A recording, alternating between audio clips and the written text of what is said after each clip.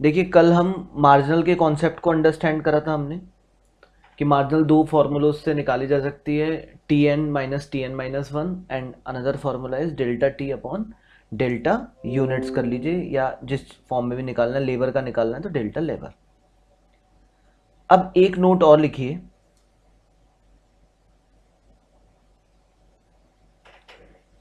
लिखिए if total increases. अच्छा, total अगर बढ़ रहा होगा तो बताइए मार्जिनल बढ़ रहा होगा या घट रहा होगा? भाई marginal is based on total, sir total बढ़ अगर रहा बढ़ होगा। है। सर दोनों हो बढ़ रहा सकते होगा। हैं। क्या कहा रहे हैं? टोटल बढ़ेगा तो सर मार्ज मार्जिनल कम। देखिए अब ये देखना पड़ेगा टोटल किस रेट से बढ़ रहा है, जरा देखिए। पहले वाले ने 10 बनाया, दूसरे वाले के आने के बाद 18 हो गया, टोटल तो बढ़ा, टोटल तो बढ़ा, बट उतनी स्पीड से नहीं बढ़ा जितना बढ़ना चाहिए था, यानी प्रोपोर्शनल नहीं बढ़ा। तो इसका मतलब अगले वाले ने बंदे ने कम बनाया है ज्यादा बनाया है?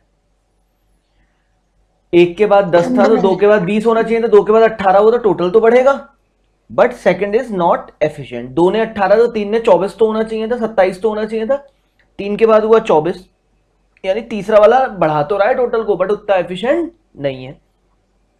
सेम मैंने एक एग्जांपल दिया था, पहले वाले ने 10 बनाया, दूसरे वाले के आने के बाद 22 हो गया, तो second one is more efficient और less efficient? More efficient. More efficient. तो मार्जिनल बढ़ रहा है, मार्जिनल यही तो बताता है अगला वाला बंदा क्या काम कर रहा है। तो ऐसे में हम लिख रहे हैं if total increases eight increasing rate, if total increases at increasing rate, तो ऐसे में हम लिखेंगे marginal increases, मार्जिनल बढ़ेगा। Second, if total increases at decreasing rate, अगर टोटल डिक्रीजिंग रेट से बढ़ेगा तो मार्जिनल डिक्रीजेस होगा। और तीसरा, इफ टोटल डिक्रीजेस, अगर कभी टोटल ही गिरेगा तो मार्जिनल निगेटिव हो जाएगा, मार्जिनल निगेटिव हो जाएगा। मार्जिनल हमारा निगेटिव हो जाएगा।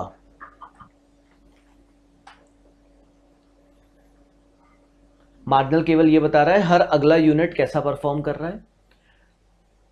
अब पहला बंदा 10 यूनिट बना रहा था, दूसरे के आने के बाद 18 हो गया, तो टोटल तो बढ़ेगा ही, सेकंड वाला कुछ काम तो करेगा ही, बट सेकंड वाले के बाद 20 होना चाहिए था, 18 हो रहा है, इसका अंदर सेकंड वाला कम प्रोडक्शन कर रहा है। तो अगर टोटल बढ़ रहा है बट किस रेट से बढ़ रहा है? डिक्रीजिंग रेट से, तो इसका मतलब मार्जिनल, मार्जिनल मतलब अगले वाले ने कैसा काम किया, तो मार्जिनल इज डिक्रीजिंग, मार्जिनल घट रहा है।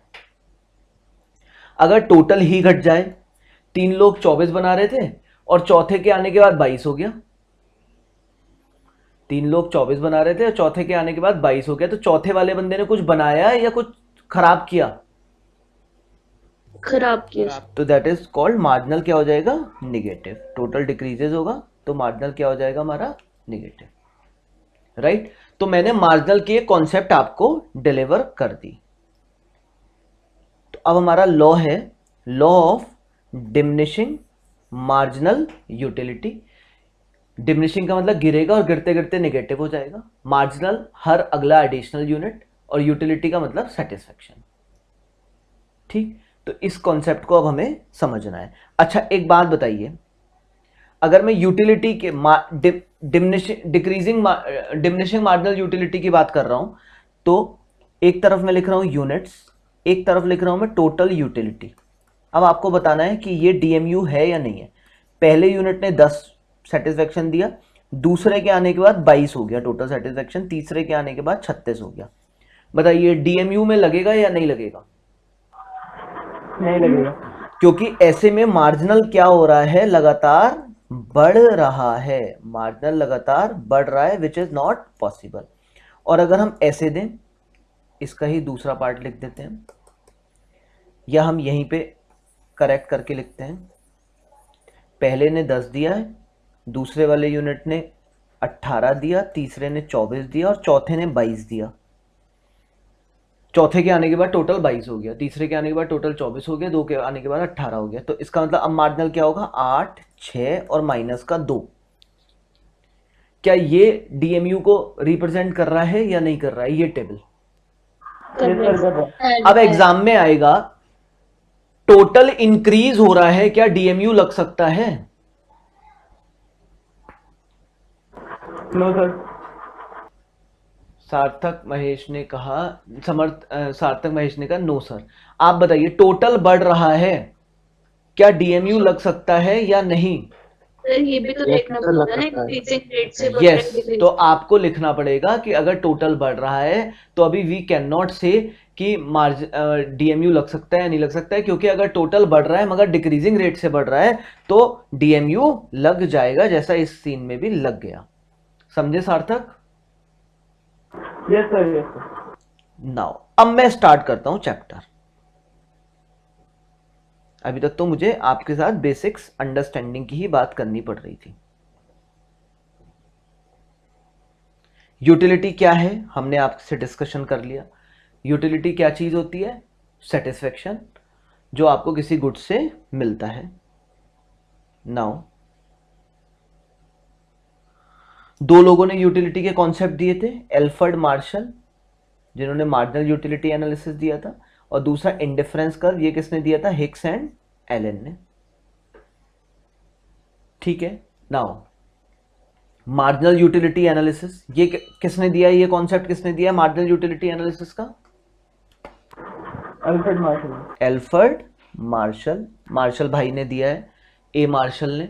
इन्होंने क्या दिया है? यूटिलिटी का कॉन्सेप्ट दिया है, मार्जिनल यूटिलिटी एनालिसिस, और इनके हिसाब से जैसे जैसे किसी गुड्स को यूज करेंगे उससे मिलने वाला सेटिस्फेक्शन कम हो जाएगा। और यूटिलिटी को हम नाप सकते हैं या नहीं नाप सकते हैं?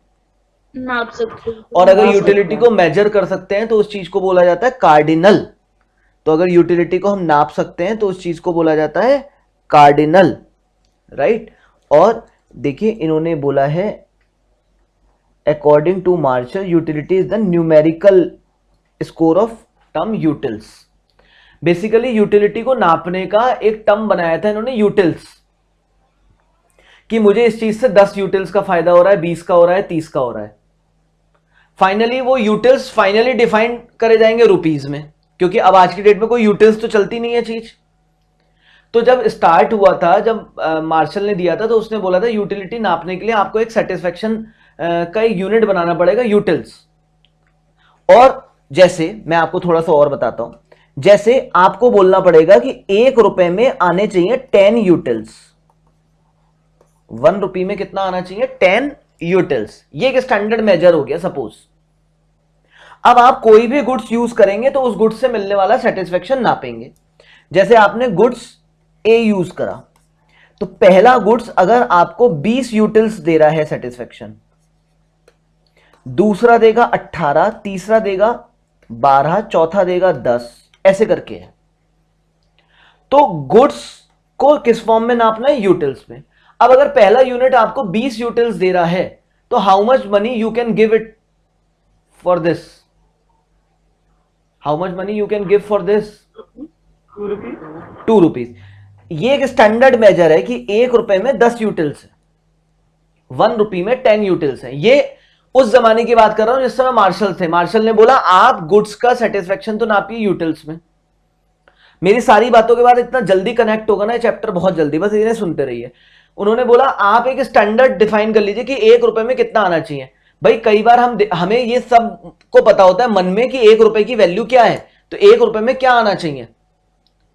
अब कोई भी गुड्स होगा उसका सेटिस्फेक्शन आप यूटिल्स में नापेंगे, अगर कार्डिनल है रुपए में डायरेक्ट नहीं नापेंगे, और फिर रुपए में डिफाइन करेंगे। जैसे ए गुड्स पहला यूज करा तो आपने कहा अरे वाह मुझे तो 20 यूटिल्स का सेटिस्फेक्शन मिला, तो आप कितना पैसा इसके लिए देने के लिए तैयार हैं? How much money you can give for this first unit? 2 rupees, because 1 रुपए में कितने यूटिल्स हैं? 10। सेकंड वाले के लिए 1.8, थर्ड वाले के लिए 1.2, फोर्थ वाले के लिए 1 रुपीज। तो क्या कहा उन्होंने कि आप डायरेक्ट रुपए में मत डिफाइन करिए, यूटिल्स में डिफाइन किया जाता है सेटिस्फेक्शन को, और यूटिल्स के बेसिस पे रुपीज निकाल लिए जाते हैं, राइट? अब जरा देखिए दोबारा। According to Marshall, utility is a numerical score in terms of utils. ठीक है, ये हाइपोथेटिकल मेजर्स है। हाइपोथेटिकल मेजर एक सिर्फ कोई यूटिल चलता नहीं है, सिर्फ उन्होंने एक थ्योरी दी है। अच्छा, वैसे भी उनकी थ्योरी प्रैक्टिकल है या इम्प्रैक्टिकल है? यूटिलिटी कैन बी मेजर्ड और नॉट मेजर्ड? इम्प्रैक्टिकल है इम्प्रैक्टिकल है, तो हाइपोथेटिकल फॉर्म है। अब इन्होंने कहा आप पहले इसको शुरू करने से पहले कुछ बातें समझ लीजिए। टोटल यूटिलिटी, सारे यूनिट्स का टोटल जो भी सेटिस्फेक्शन आएगा। मार्जिनल यूटिलिटी, डिफरेंस आएगा TUN माइनस TUN माइनस 1, और डेल्टा वाला आएगा अगर कंसेक्यूटिव सीरीज नहीं होगी। नाउ इसको शुरू करने से पहले मार्शल ने कहा, ये दोनों कॉन्सेप्ट तो आपको गौरव सर ने कल ही बता दिए, TAU और MU। अब मार्जिनल यूटिलिटी एनालिसिस को शुरू करने से पहले कुछ एजम्पशन है। पहली एजम्पशन, रेशनैलिटी। कंज्यूमर इतना अक्लमंद होना चाहिए कि वो यूटिलिटी के बारे में बात कर सके। Consumer should be very rational, वो अपने अवेलेबल पैसे से मैक्सिमम सेटिस्फेक्शन ले जाए। मैंने आपको जिस दिन इकोनॉमिक्स शुरू करी थी उस दिन क्या बोला था कि हर इकोनॉमिक्स की हर थ्योरी कब लग पाएगी? जब कंज्यूमर क्या होगा हमारा? रेशनल होगा। रेशनल का मतलब कंज्यूमर को ये पता है कि मेरे पास लिमिटेड रिसोर्सेज से मैं कैसे मैक्सिमम सेटिस्फेक्शन लूंगा। अभी इस थ्योरी का यूज करेंगे आगे। कार्डिनल, कार्डिनल का मतलब इन्होंने क्या एजम्पशन दूसरी मानी कि यूटिलिटी को क्या कर सकते हैं हम? मेजर कर सकते हैं। और किस टर्म में मेजर करेंगे? यूटिल्स में। थर्ड, मनी को, money is the measuring rod of utility. Finally जो भी यूटिल्स होंगे उसको फाइनली किस में कन्वर्ट करेंगे? मनी में। ठीक है, तो यहां पे वो कह रहे हैं the amount of money which a person is prepared to pay for a unit of good rather than go without it is a measure of utility which he derives from the goods।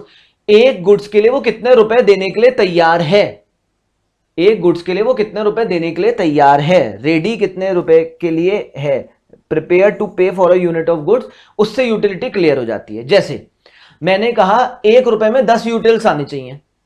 1 रुपए में कितने यूटिल आनी चाहिए? 10। और मैं किसी goods के लिए 2 रुपए देने के लिए तैयार हूं। इट मींस मैं उससे कितना सेटिस्फेक्शन गेट कर रहा हूं? 20 यूटिल्स। तो money is the measuring rod. आप एक स्टैंडर्ड डिसाइड कर रहे थे कि 1 रुपए में 10 यूटिल्स आने चाहिए। अब मैं कह रहा हूं कि मैं एक चॉकलेट के लिए 100 रुपए देने के लिए तैयार हूं इस समय, तो इसका मतलब दूंगा कितने वो अलग बात है, हो सकता है एमआरपी कम हो, एमआरपी ज्यादा हो, लेकिन मैं 100 रुपए के लिए तो तैयार बैठा हूं। इसका मतलब उस गुड से कितने यूटिल्स आ रहे हैं मेरे को उस चॉकलेट से?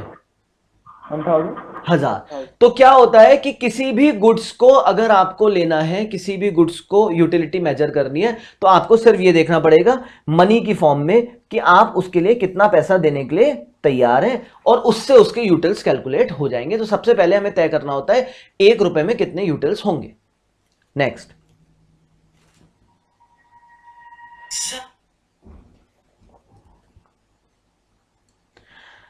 टाइम गैप नहीं होना चाहिए। इस थ्योरी को हम तभी लगा पाएंगे जब टाइम गैप ना हो। आप जरा सुनिए, आपने आज पिज्जा खाया और अब आप 1 हफ्ते बाद पिज्जा खाएंगे, क्या 1 हफ्ते बाद वाला पिज्जा आपको कम सेटिस्फेक्शन देगा या सेम देगा? सेम देगा। सेम देगा, ज्यादा भी दे सकता है।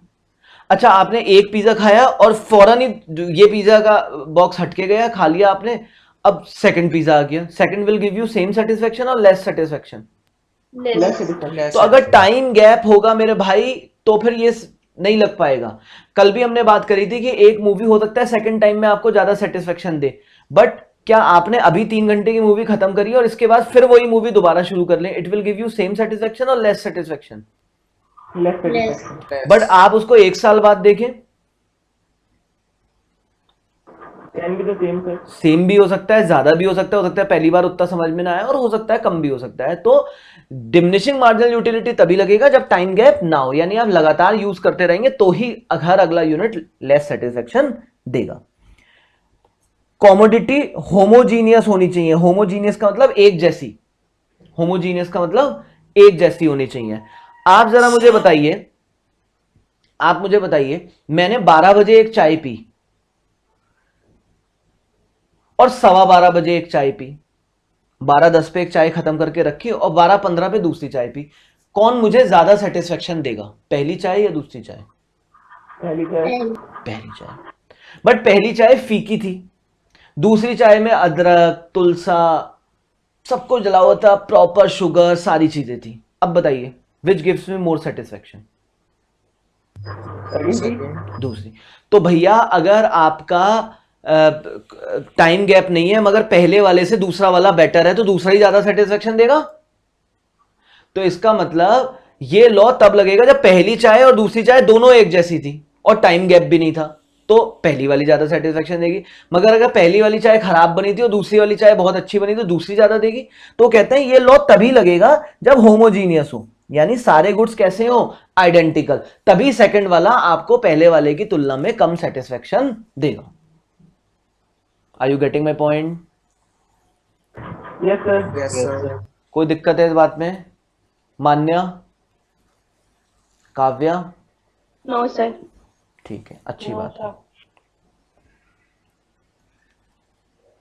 राइट। इसके अलावा वो कहते हैं कि goods should be of standard size. आप आए प्यास से तड़पते हुए, सर सर सर मुझे प्यास लग रही है, प्यास लग रही है। मैंने कहा अच्छा प्यास लग रही है, मैं आया एक गिलास लेके पानी का और एक चम्मच, और मैंने चम्मच से आपको पानी पिला दिया।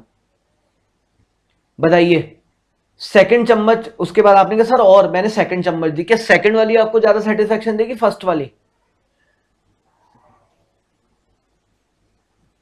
चम्मच से पानी पिलाया मैंने आपको, प्यास लग रही थी, मैंने चम्मच से पानी पिलाया।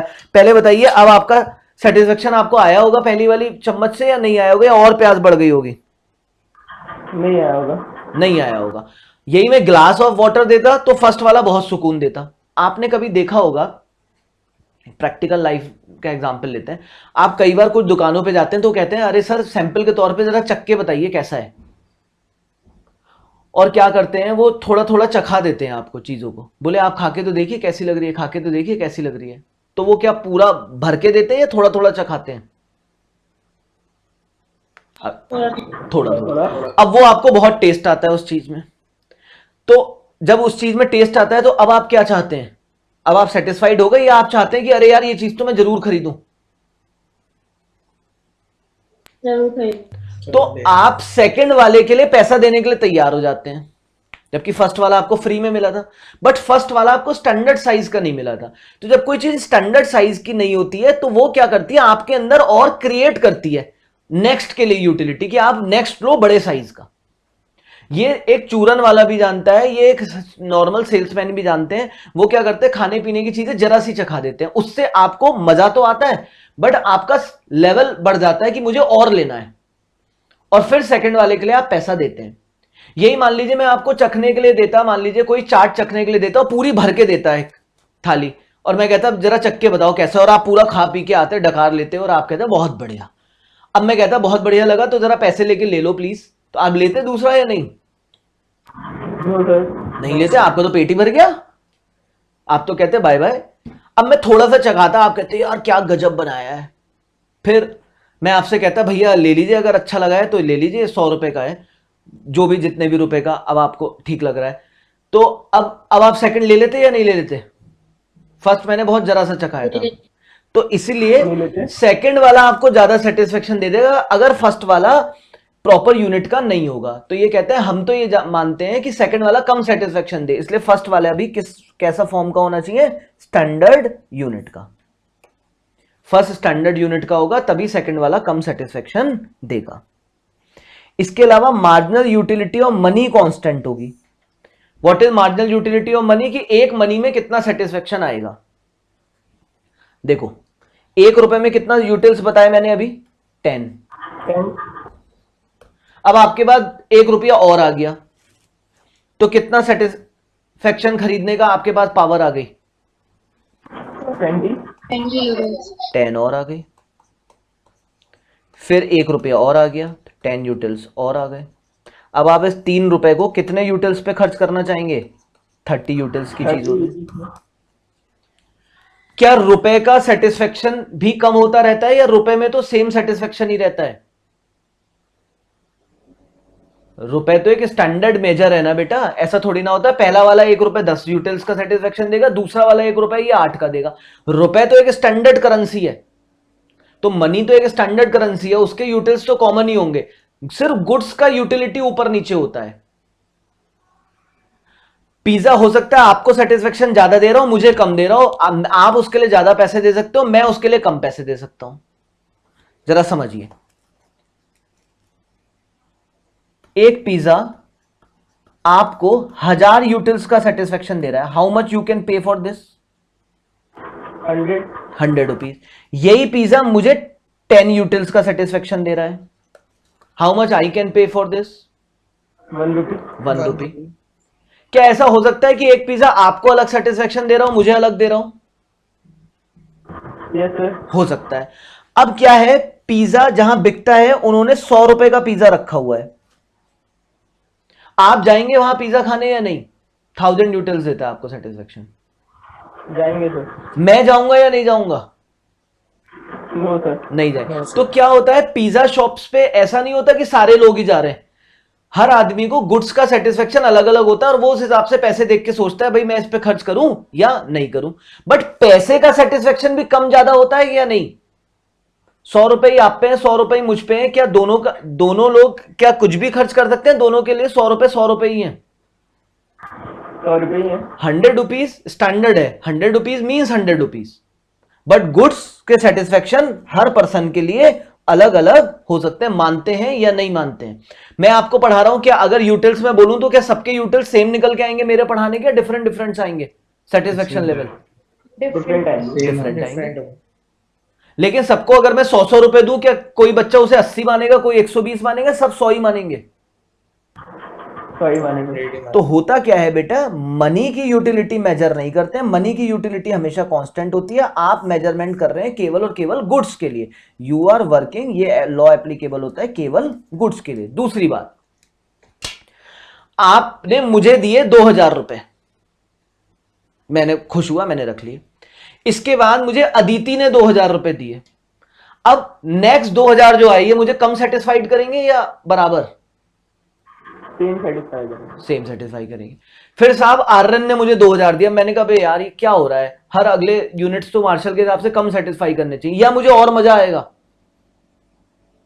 2-2000 आते जा रहे हैं, अब मैं मेरे हिसाब से हर अगला 2000 कम सेटिस्फेक्शन दे रहा है, या मुझे मोर मनी मोर हैप्पीनेस वाली फीलिंग आ रही है? More money, more happiness. तो बेटे पैसे पे ये लॉज नहीं लगते, ये लॉ केवल और केवल किस पर लगते हैं? Goods. गुड्स पे, गुड्स पे। And utility must be independent, independent होनी चाहिए, यानी किसी चीज पे डिपेंड ना हो। जैसे फीकी चाय मीठी चाय, सेकंड वाली चाय में आपने शुगर ऐड कर दी, पहली वाली चाय में आपने शुगर ऐड नहीं करी थी, तो सेकंड वाले ने मुझे ज्यादा सेटिस्फेक्शन दे दिया बिकॉज ऑफ शुगर। तो कोई डिपेंडेंसी नहीं होनी चाहिए, सारे यूनिट शुड बी आइडेंटिकल। तो प्लीज अब जरा मैं दोबारा बात करता हूं, दो लॉ है यूटिलिटी के अंदर, first is cardinal, second is ordinal. Cardinal का मतलब यूटिलिटी नापी जा सकती है, given by Alfred Marshall. Alfred Marshall ने कहा यूटिलिटी आप नाप सकते हैं, नापेंगे किस फॉर्म में? यूटिल्स में, और उस यूटिल्स को फाइनली किस में डिफाइन करेंगे? मनी में।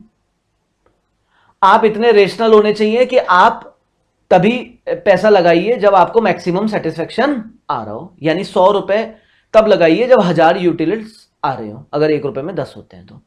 फिर इन्होंने एजम्पशंस देनी शुरू करी, बोले कंज्यूमर शुड बी रेशनल।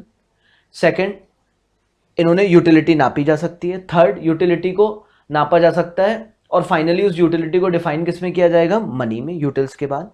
इसके बाद सारे गुड्स आइडेंटिकल होने चाहिए, टाइम गैप इनमें नहीं होना चाहिए, ठीक है, और आपके स्टैंडर्ड यूनिट होने चाहिए। Marginal utility of money, money की यूटिलिटी कैसी होती है? हमेशा कांस्टेंट होती है और गुड्स किसी चीज पर डिपेंड नहीं होने चाहिए। अगर ऐसा होगा तो ये लॉ लग पाएगा। और ये लॉ क्या कह रहा है, जैसे जैसे आप किसी गुड्स को यूज करते जाएंगे इससे मिलने वाला मार्जिनल यूटिलिटी क्या होता जाएगा, डिमिनिशिंग। और डिमिनिशिंग वर्ड के अंदर क्या और शामिल होता है, नेगेटिव। नेगेटिव। अब अगर ये मार्जिनल यूटिलिटी गिर रही है तो टोटल यूटिलिटी गिर ही रही होगी या बढ़ रही होगी, बट कम रेट से, बढ़ रही होगी कम रेट। बढ़ रही होगी कम रेट से। 20, 1 पे 20 तो 2 पे 40 होने चाहिए, 34 है। 2 पे 34 तो 3 पे कम, थोड़ा और ज्यादा होना चाहिए, 51 होना चाहिए, 3 पे 45। यानी टोटल तो बढ़ रहा है बट कम रेट से बढ़ रहा है। और एक टाइम पे आके टोटल गिरने लगा, टोटल गिरने लगा। तो आप किस जगह जाके प्रोडक्शन स्टॉप करेंगे, मतलब कंजम्पशन स्टॉप करेंगे, नेगेटिव।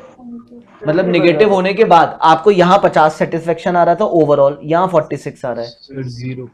यानी यहां पर जिस जगह टीयू हाईएस्ट होगा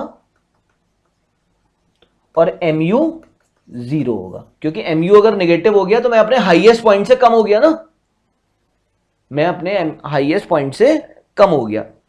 तो हमेशा 5th के बाद तो आपको जाना ही नहीं है, अपने मैक्सिमम सेटिस्फेक्शन से आप कम हो गए।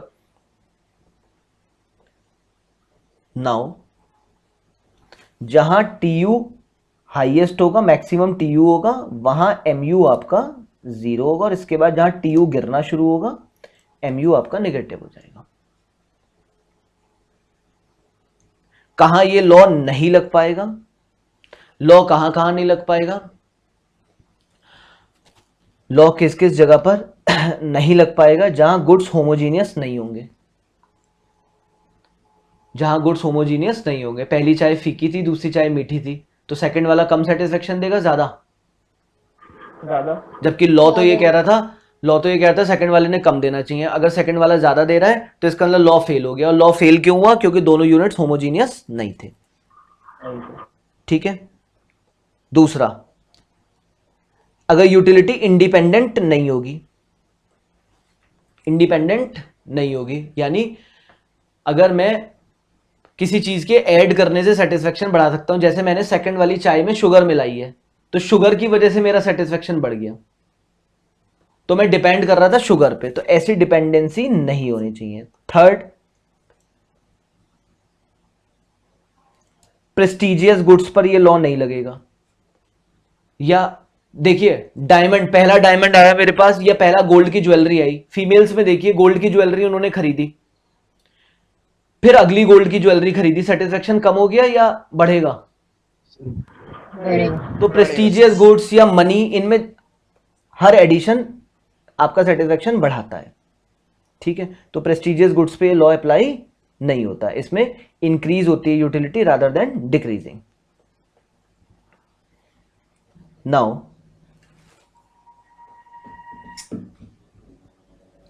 हॉबीज वगैरह के केस में, जैसे किसी को टिकट कलेक्ट करने का, स्टैम्प कलेक्ट करने का शौक होता है, सिक्के कलेक्ट करने का शौक होता है, तो हर अगला सिक्का या अगला स्टैम्प उसका सेटिस्फेक्शन बढ़ा देता है, वहां ये लॉ नहीं लगेगा।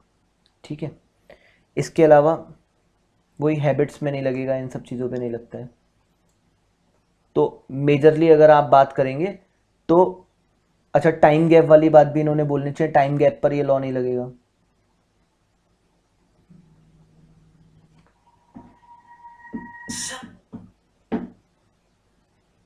वो नहीं बोला है, वो अपने पीछे पता ही है, अगर कोई एक्सेप्शंस टूटेंगे तो ये लॉ वर्किंग में नहीं आएगा। बस बाकी हम करेंगे कल। ठीक है बच्चों, बाकी करेंगे कल, थोड़ा एक अर्जेंट फोन आ रहा है। ओके।